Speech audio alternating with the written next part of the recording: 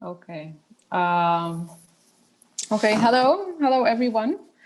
Welcome and thank you for joining us today for Will the Black Lives Matter movement end up on a supermarket shelf? The second webinar of the series, What We Talk About When We Talk About Photography.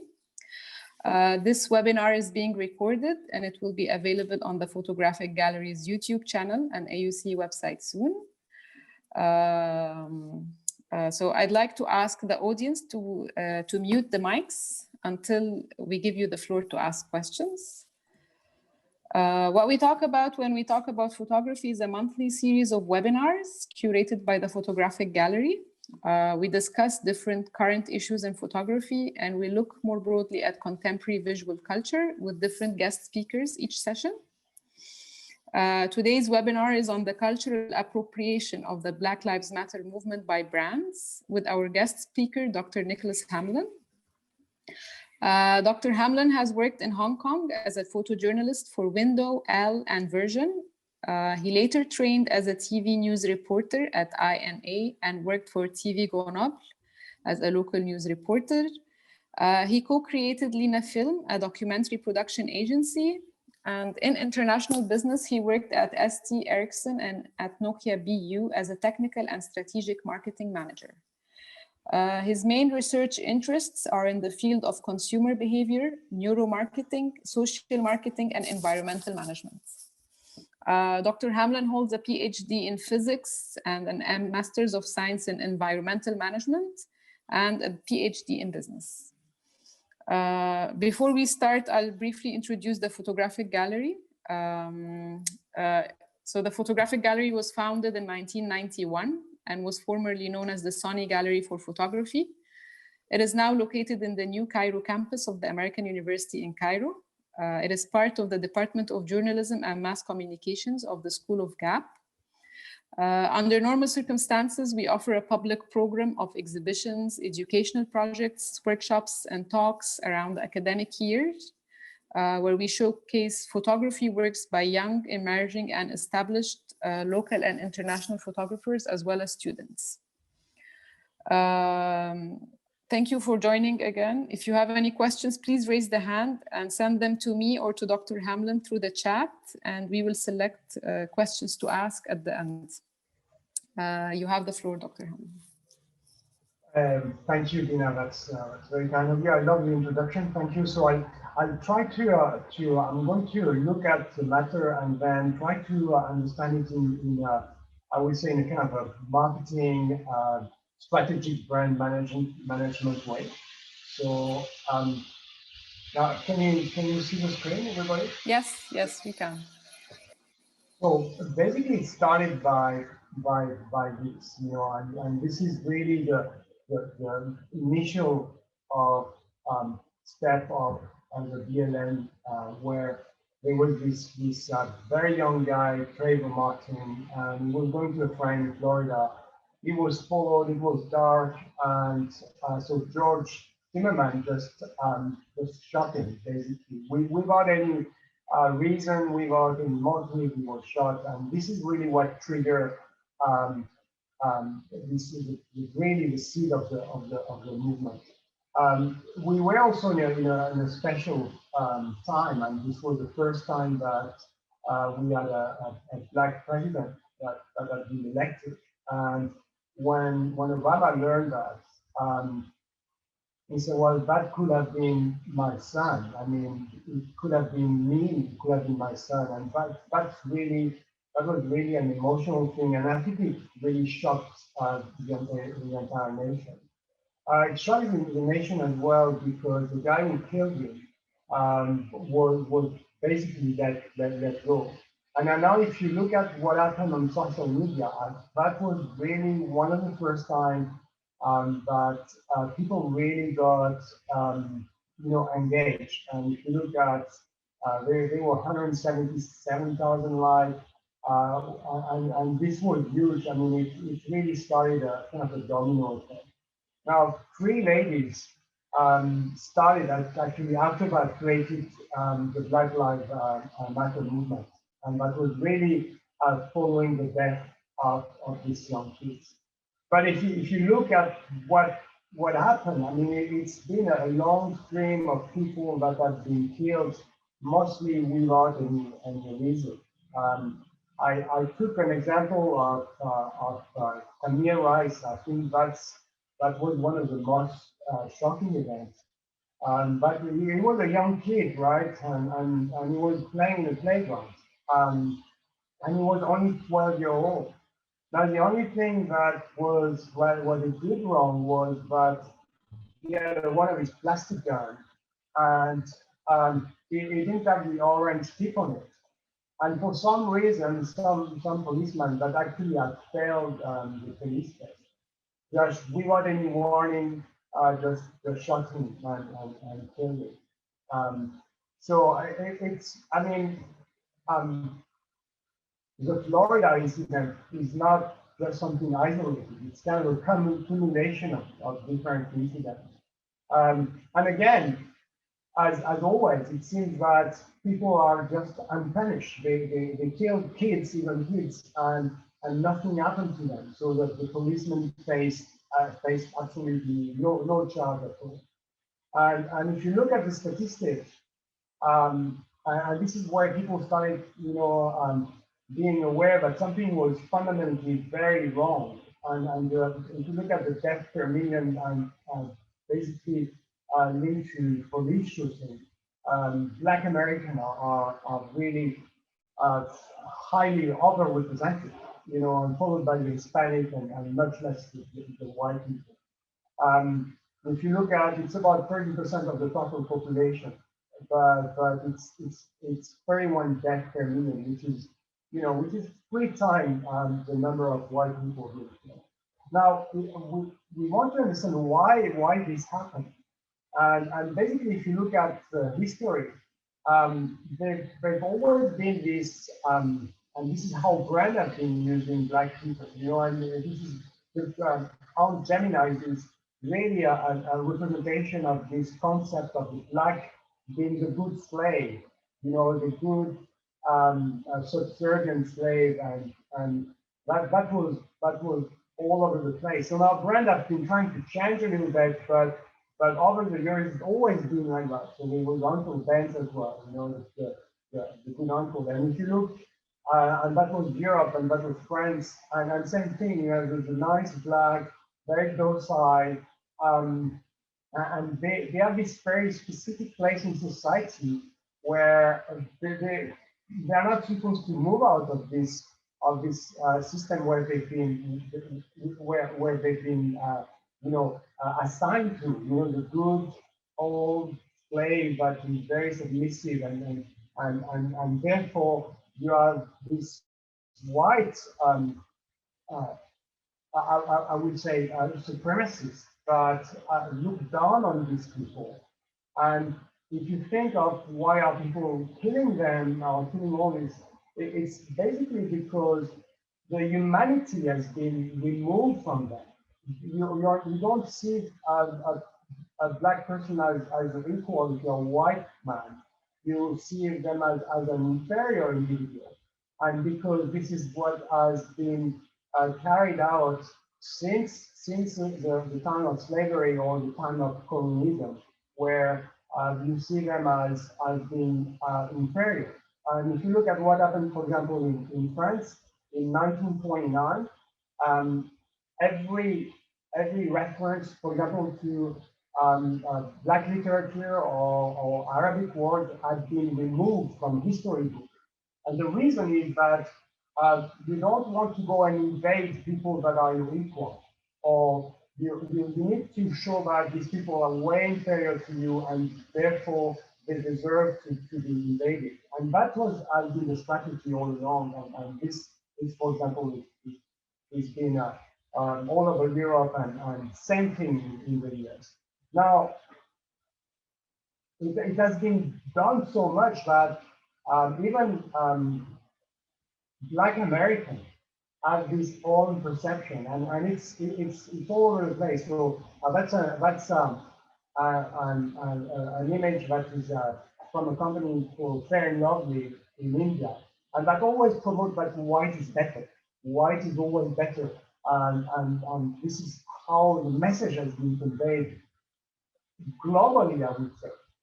This is another advert from Dove, and that was really shocking. So she removed her T-shirt, and suddenly she becomes white. She becomes the good woman. And now Dove, and just to show you how deep, how ingrained it is in people's mind, they didn't even notice that there was something wrong with it. And that was 2017. And then after a week or something, they said, "Oh, sorry, we deeply regret." But if you look again, this is highly offensive. And why is it offensive? It's even more offensive that people didn't even notice that they were being extremely racist and keep portraying this image of the white always being superior. Now, I want to share something with you, and it's called the white gold, black gold, and that was really something that really saddened me. And I'm going to show you that.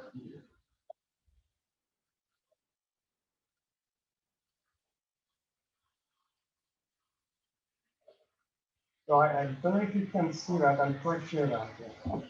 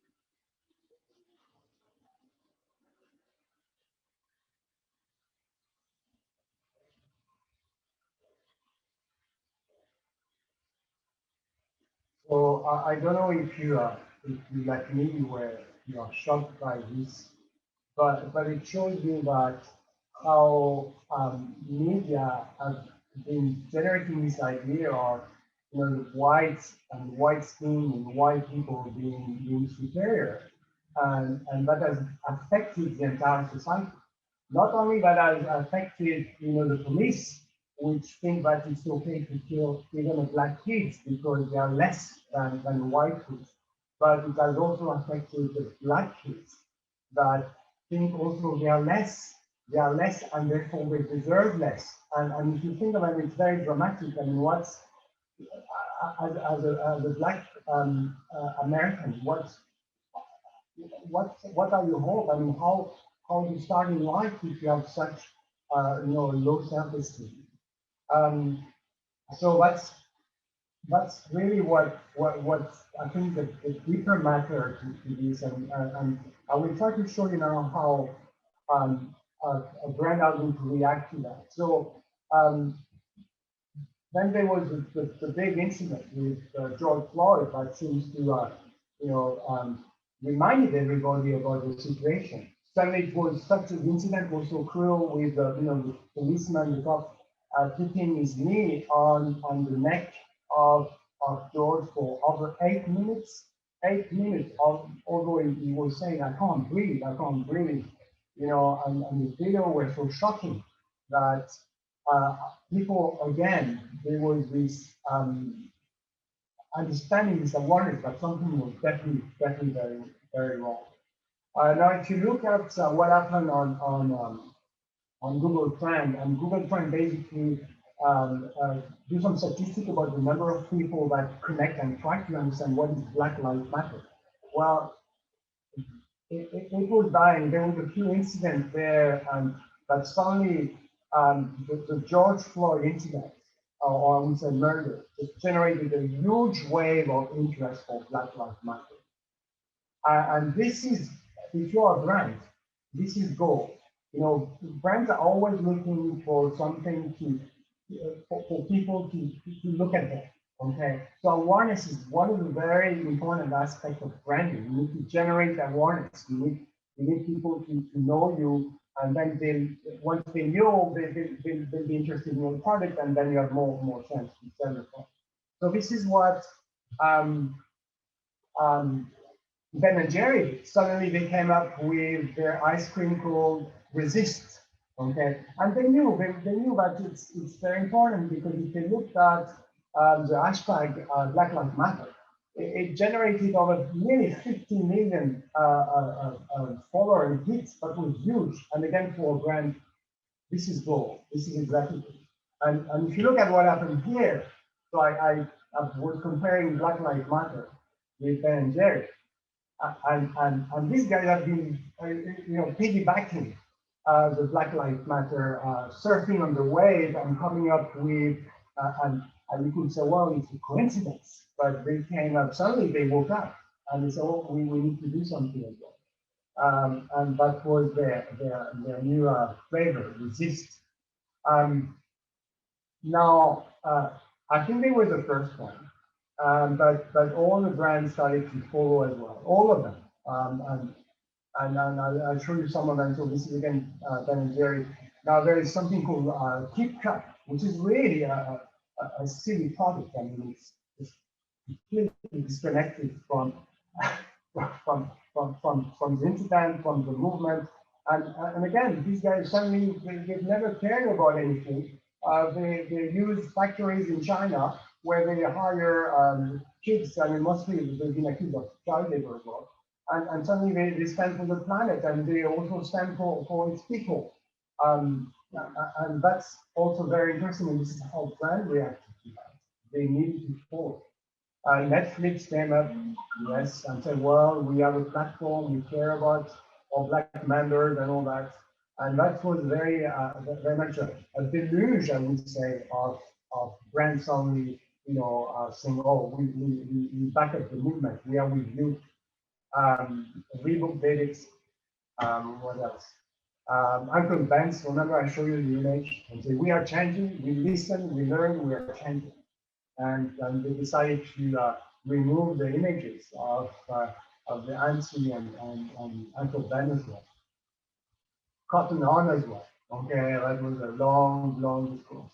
That's interesting because if you think historically, Cotton On, they've been using, slave as labor to get their product. Okay, and suddenly, well, they seem to be supporting the movement as well. I think one of the most notable was Nike advertising with Colin Kaepernick, where if you remember, he did this commercial. That was a really good commercial, I must say. It's believe in yourself. And that was a huge success for Nike. I mean, it went viral. And in terms of, we call that earned media, it got over 163 million. So without them doing anything, just a commercial, then it was shared, it was distributed, and in terms of raising awareness and the monetary equivalent was huge. I'm going to show you an example of how brands are always trying to follow the trend. And that was BP. So BP was a British petroleum company. And they decided to change their logo. So they started with this really, I think, brand logo, and they moved to this very green, I mean, you get the laser pointer here. They spent £7 million just thinking on how to design the logo. But just for the logo itself, £7 million. And this is just to tell you how much money brands are ready to invest in changing people's perception about their product and trying to follow the trend. And then we had this huge PR campaign where we spent about $200 million of PR money. And you know what? The goal was green. We are green. I mean, if you look at it, on one side you have oil, on the other side you have the environment, and these are 180 degree opposites. You just can't match them, right? You can't match, you know, very polluting energy system and renewable energy. Well, with this $200 million, they managed to do it. And if you look at one of the surveys, people were started to believe that people were more green than Shell, than Chevron, than anything. And why they were doing that? And again, it's because they had to follow the trend. So people were starting to worry about the environment, mostly because they were starting to worry about their health. If you look at the statistic about in terms of cancer, there's a huge increase in cancer rate. So it's one man every two is going to be affected by cancer, one woman every three, and people started to worry and say, well, what can we do? And suddenly, you know, people really don't care about the environment. They only care when they feel they are affected. So suddenly, BP came up with, oh, you need petrol, let me give you green petrol. And this is what they were doing. So now you have to understand that this is a branding concept. Okay, you need to really follow and understand what's the need of your audience. Even if it means lying, and that was, for example, L'Oreal. You know, L'Oreal, they just fired this lady because we said, well, she doesn't match our value. You know, we are a French company, and I look at this is the board of directors. Where is the diversity? There is nobody. So although they were claiming that they were supporting the movement, they are definitely not supporting the movement. It's just everybody is very white and very French. But diversity is not something they care about, and it's not something in part of the company vision and mission. Just forget about it. But it's part of their marketing strategy, and that's why they were promoting and they were saying they were supporting the Black Lives Matter movement. Okay, so the model that everybody that goes to a business school follow, it's called the value-driven purchase model. So I'm going to try to show it to you how it works. Okay, and it's all based on statistics. So Nielsen's statistics, for example, or brand study, and they say, well, you know, people will buy more if you match their belief. Okay, so people would choose to switch or even reject a brand that doesn't match their political or social concern. And this is what, whenever you work in one of these big marketing or advertising agencies, it's not that I would say you follow insights, you follow what statistics tell you. So if people are thinking this way, then you're going to adapt and think this way, and you're going to position your brand this way. If people suddenly start thinking the other way, you do that as well. You move and you follow the trend. Okay, and this is basically what Ben and Jerry was doing. They said, well, now we want to rise above. You know, we are not going to use you know, sexy model or something. We are going to use value. We want people to connect with to us on our value. But actually, it's a reverse. Okay, we understand that people have certain value, and we are going to adapt and pretend that we are, you know, we agree with them. And this is all based on statistics. No, I don't know how honest is Ben and Jerry. I suspect that their value are credible. I mean, they do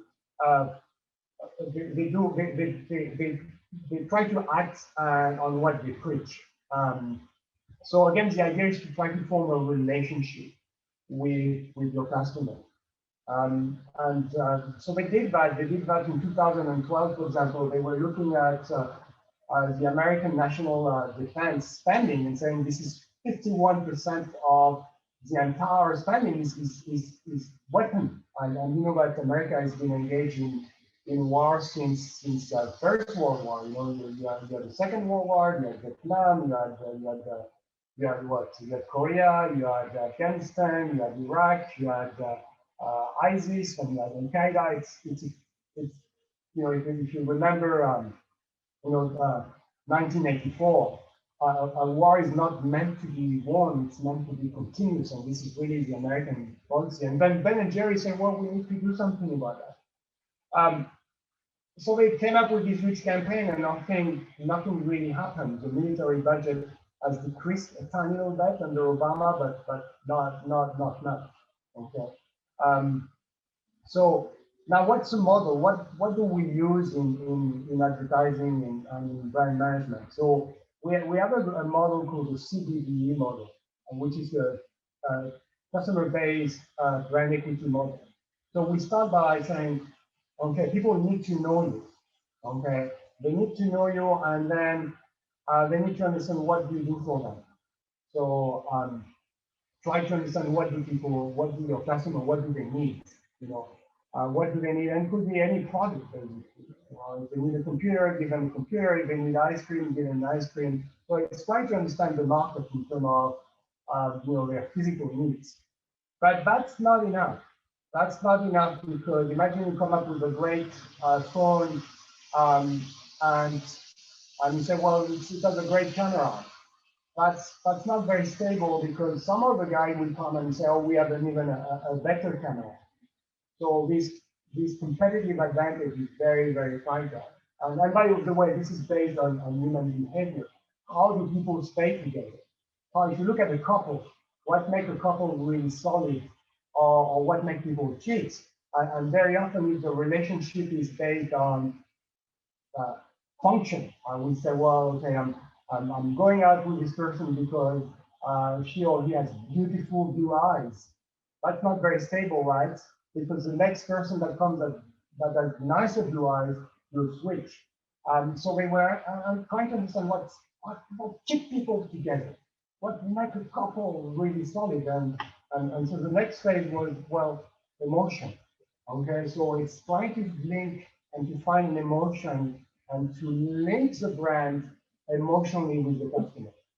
And the last stage is to create a relationship. So this is one of the models that we learn, all of us, in business school. Okay, and brands, they follow this model. And they follow this model. And the top of, I think, the most important aspect for a brand is to create this, they call it love. They call it love just like a relationship. And I'm going to show you why they call it love and why it is very important for them. And this is Coca-Cola. This is one of the marketing presentation of Coca-Cola. Okay, and they follow exactly the same model. People need to know us, they need to accept us, they need to like us, they need to love us, and then they need to enter this relationship, which is called exclusive love. Which means if I go to the shop and I cannot find my Coca-Cola, but there's only Pepsi, I'm not going to get it. Okay, and this is what all brands are targeting, and this very strong, loving relationship between the customer and their product. So they spend millions and millions of dollars training their marketing team, training them, and applying a marketing strategy to develop that. If you look at McDonald's, now one of the ratings that brand do is called the lovability index, and they try to see how much are we loved. Okay, is that are we loved enough? And this is how they measure. They measure how well they are doing. So it's called the lovability index. Okay. Now the question is why love? And the first thing is it's a very interesting human characteristic. So if you are in love and if you are truly in love with one person, you're not supposed to look around, okay? And if somebody better or richer or whatever, you're just going to keep your eyes on the person you love, okay? So love is blind. And then the second thing is when love has no price. I mean, you're not going to start looking at how much you're paying for this uh, for this brand or this product. So I'm going to show you maybe this little video here. Um,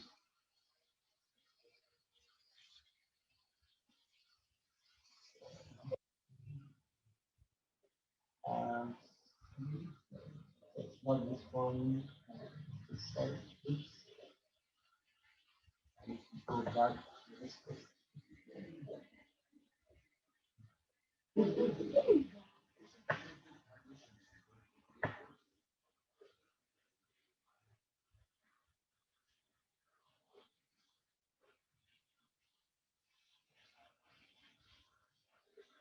Where's the sound?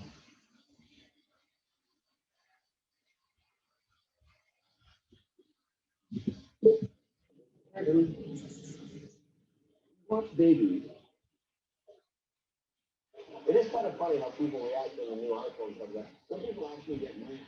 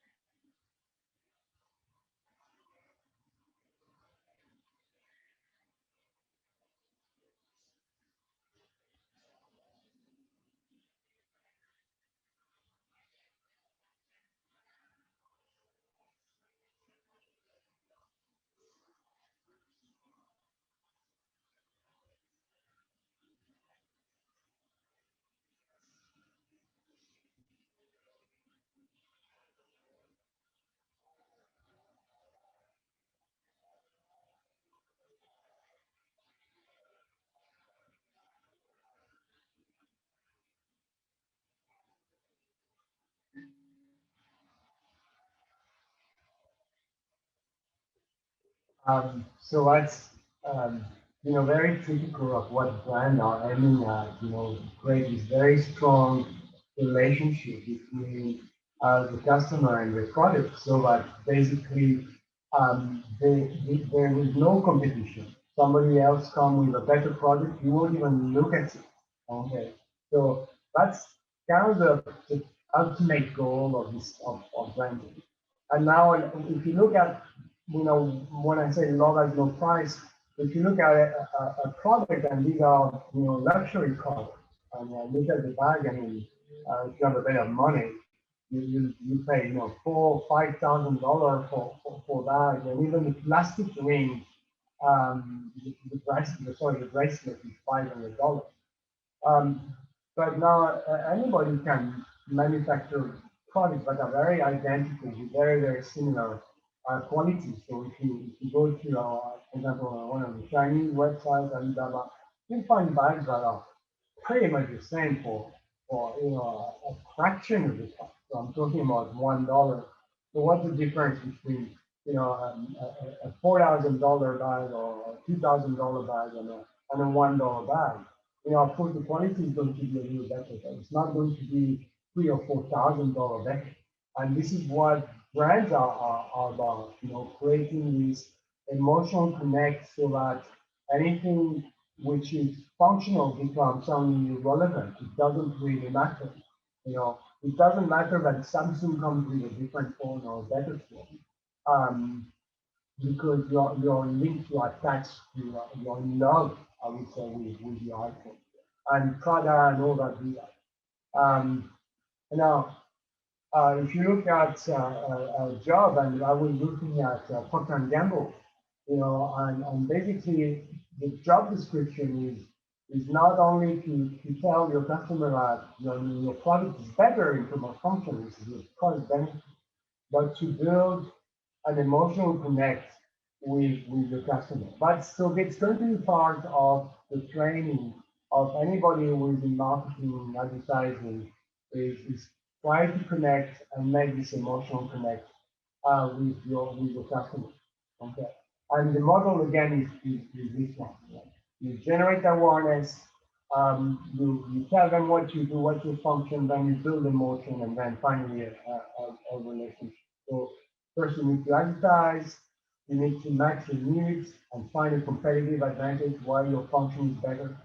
And the emotion is based on, we have this 4 dimensions, you know, and the 4 dimension is the idea you have the same personality. So we have something called brand personality where we are going to add the personality layer to your product. Lifestyle as well, and very importantly, values. And this is the value is really the Black Lives Matter movement, because it was so popular.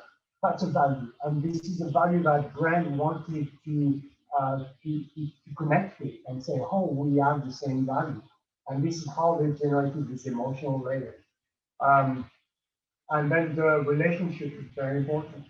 To repeat and evolve. That's what an aspect of generating a stronger emotional bond that we call love. Now, I have a really important question, and the question is, and this is to everybody, do you think that with this, even if it's a marketing, even if it's an advertising strategy, is this going to lead to any changes later on? So I'm going to show you a part of the human brain, and something here is very important, and it's called it's part of your prefrontal cortex. And now this is a very important part in terms of accepting difference. So imagine that you meet somebody new. Your natural reaction will be, well, to avoid this person. Okay, and this is self-preservation. So anybody new, anybody different from your own tribe, you tend to reject him. But what happens is that when you keep exposing a person to a given stimulus, so it could be a person from a different race, for example, you are going to activate this part of the brain, and this is going to generate, we call that familiarity. So familiarity, you have to understand there is the word family in that. And then the next step is going to be acceptance. And finally, if you keep bombarding this person with the same stimulus, there will be a preference. People will tend to prefer something they are used to. Okay, so this is really, if you look at neuroscience, the more you expose people to the signal, the more they will familiarize themselves with the signal, and then the more they will accept, and later on, the more likely they will prefer this signal. And this is an experiment that was done. So they were looking at Obama and how Obama had been portrayed and that was before he won the election.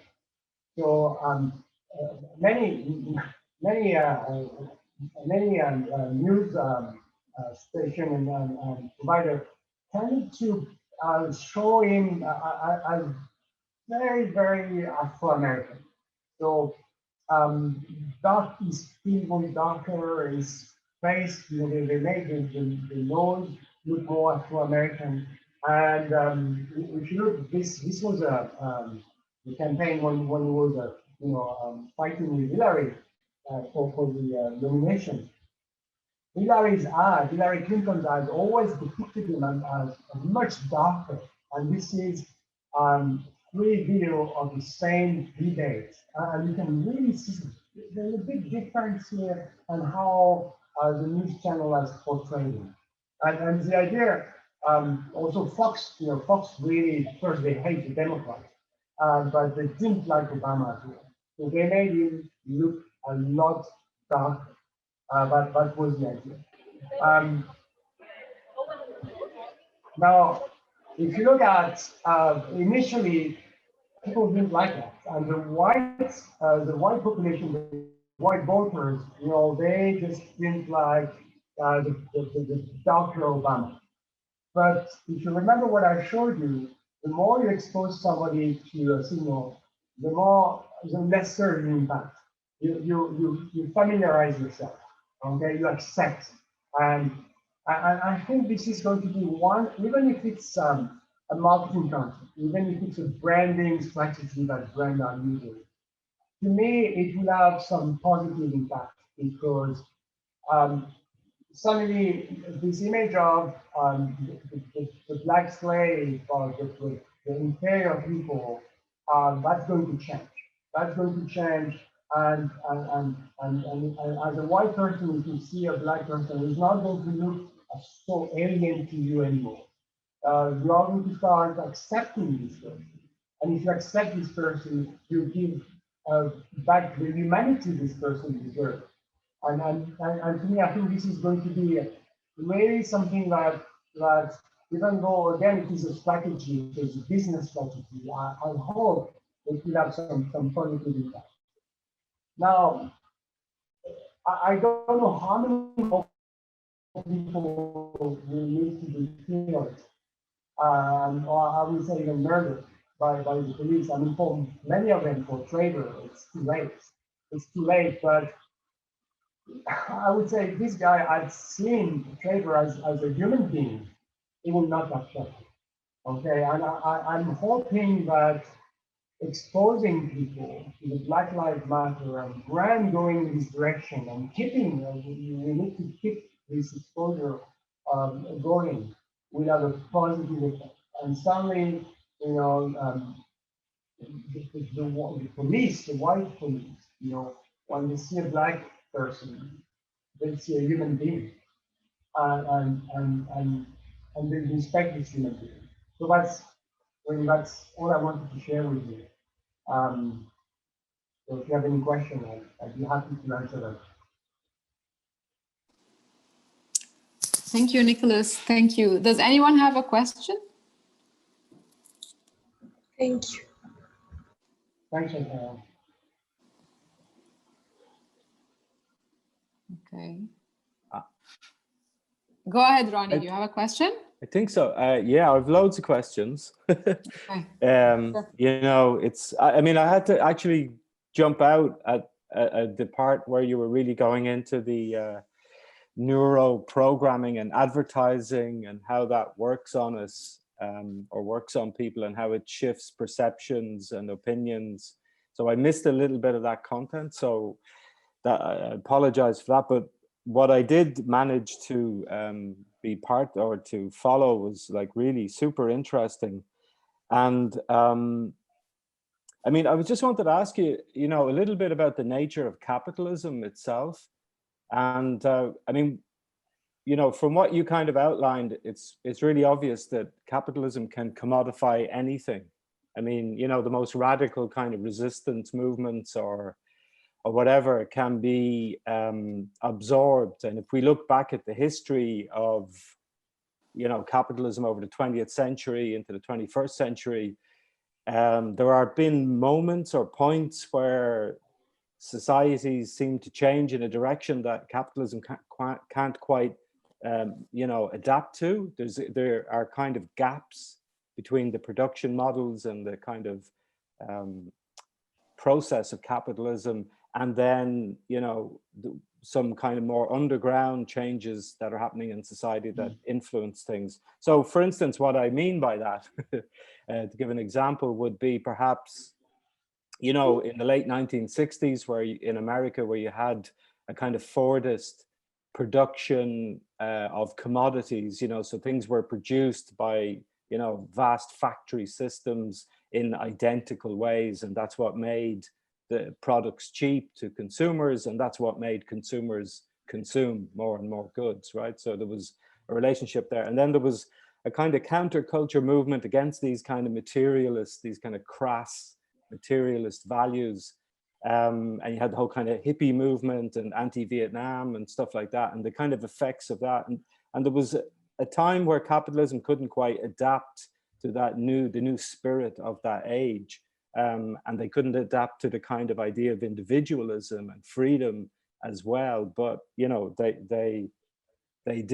did, and it, you know, and you know, those kinds of political agencies became incorporated into, you know, a bigger system. So, but what I was thinking about that is, and I wanted to ask your opinion, but do you think there's also something, there's a kind of almost naive utopianism in capitalism, you know, that it can actually, that is a kind of, you know, there's a kind of dream factory of capitalism, right? You know, and that it can kind of do anything and overcome anything. And in some ways, I know you pinpointed Tom and Jerry, or Ben and Jerry's, the ice cream people, who, and Dove and stuff like that. And you really like pinpointed quite unethical activities, right? And quite rightly so. But I'm just saying, I wonder, is there also a kind of naive assumption within capitalism itself about its kind of social agency, if you like?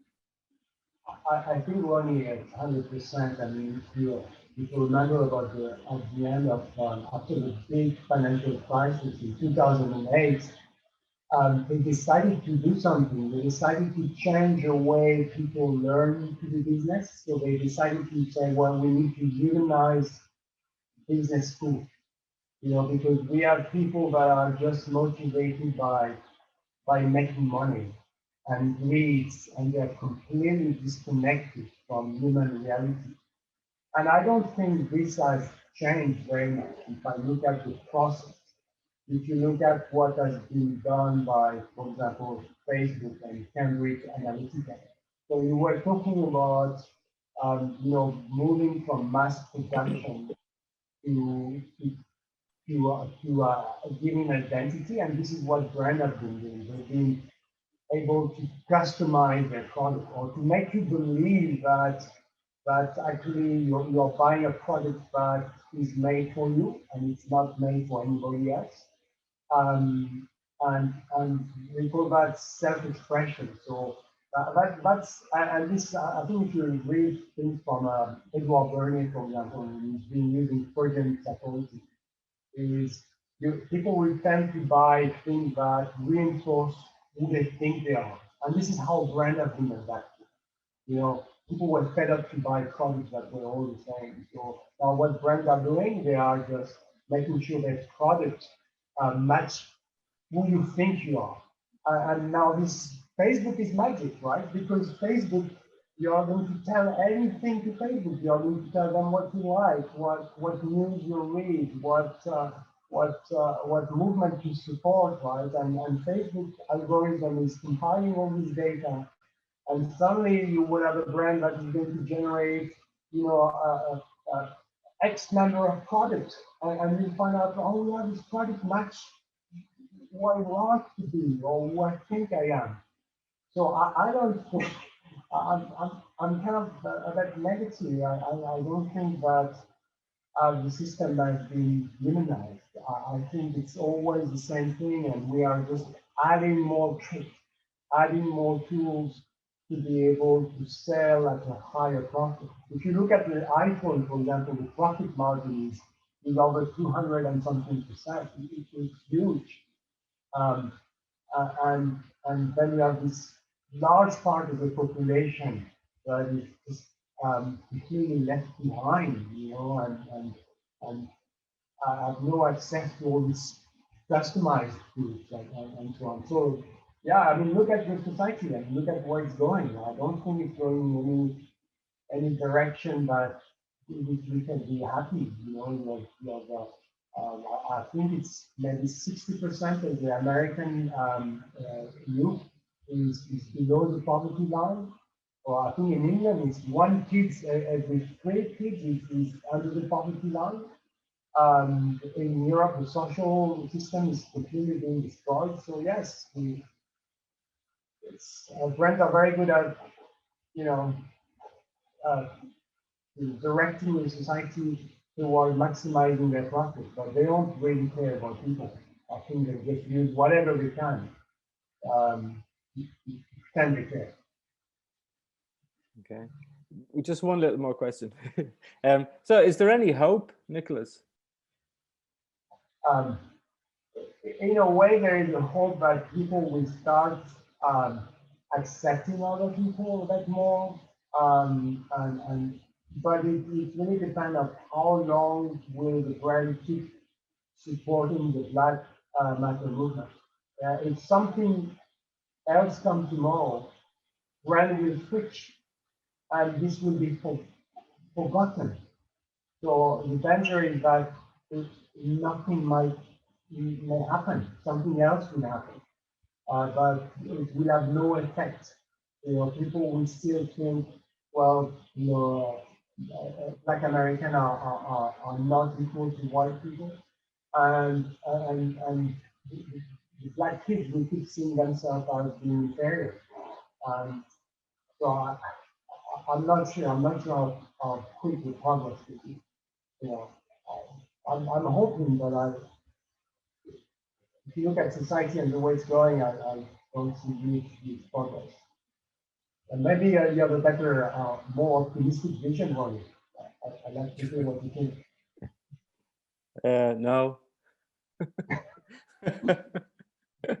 No, I don't. I mean, honestly, I have no. I think that's why I was kind of my first question about this kind of dreamscape to capitalism, because I think the appropriation by brands of something like Black Lives Matters is completely cynical, but also I think it appeals to something inside people where they feel there's an injustice. They feel like there's some kind of something they should be supporting from a kind of moral, political perspective, but then they actually prefer it when it's fused with their favorite type of runners or something. They prefer it when it's fused with their own capitalist desire to consume things. And I think that's what I think these companies know really, really well, is that actually they work from their kind of target audience, they actually won't get that much criticism. People actually won't stop buying their brands because they're infringing on what looks like what is radical politics, but is becoming hijacked by what Marx called, the fetish commodity fetishism, right? So, I mean, that's what it is to me. Anyway, that was my reading of it. Yeah, exactly. I think, one of the, the change must be political, which means, making sure that schools are not ghetto anymore, making sure that, that whatever is, that a Black American can access quality education, that his mom and dad can have a decent job, well-paid job, and this will be the only way I think that society can progress. I mean, if there's a political will to change things. But I don't think, having come that firstly, on night advertising, or I think it's about gimmicky. I mean, it's great that the guy is putting his news down, but what's the result of that? Are schools going to get better funding? Yeah. I don't think so. Yeah, but also, sorry to cut across you, but it's actually the same as the BP logo, the green petrol. It's exactly the same thing. It's like, I want to keep driving my car. I want to keep flying around the world consuming petrol, but I want to feel a little bit better about it. So, here's a green logo for me. And, it goes on and on, Starbucks. It's like radical things get co-opted, by a system that's very, very clever, and very good at communication. I give people, this big part of the population, it's great to have them because it's low cost labor, and I think society has been living on them. So slavery, I don't think it's over.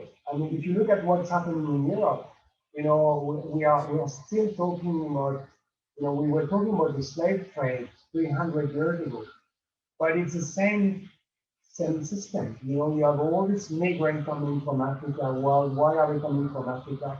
It's because we've been destroying their economy with, dumping and selling very, very low-cost goods. So if you go, for example, in Senegal, you find European chickens that are like a tenth of the price of the local production. At the end, you have all these people coming, and they are coming, and why they are coming? Because European factories need them. And they need them even more because these guys are, illegal, so they can be paid less. So I don't think anything has changed, and I don't think unless there is a political will, things will change. And this is what I'm very worried about. And I'm even more worried because I've been teaching marketing and strategic brand management, and these are the models we teach. And these are the models we teach the thousands and thousands of students. And this is what they learn. They learn this CBDE model. And they learn that to have a competitive advantage is not just about having a cheaper price or better camera. It's creating an emotional connect with your customers. And how do you create an emotional connect? Well, you try to have a customer insight. And customer insight is what's going on in the world, what affects them. Are they worried about your trader being massacred by this guy? Oh, yes, they're worried. Well, let's say we are worried too. And then I connect. There is a lot of study that's also, if you look at LinkedIn, it's even more scary. It's called incidental connection. So, for example, if I find an incidental connection with you, okay, same birthday, or you have a cat, I have a cat, then statistically, the chance of you buying one of my products is increased by 38%. And what can you do with that? You give this weapon to all these people that are going to be working in this big corporation. They are going to use them because this is their KPI. This is, they need to show that, yes, they deserve their salary.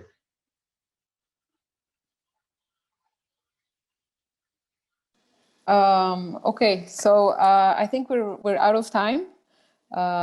So thank you, Dr. Hamelin, for the presentation, and thank you, Ronnie, for the questions and for this fruitful discussion.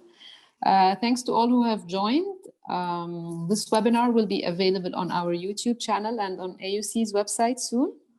And the next webinar for January will also be announced soon on our social media pages, so follow us on them for the updates. Thank you again, and thanks. Thank you, Nick. Okay, we'll end this now. Okay, bye-bye. Thanks, bye.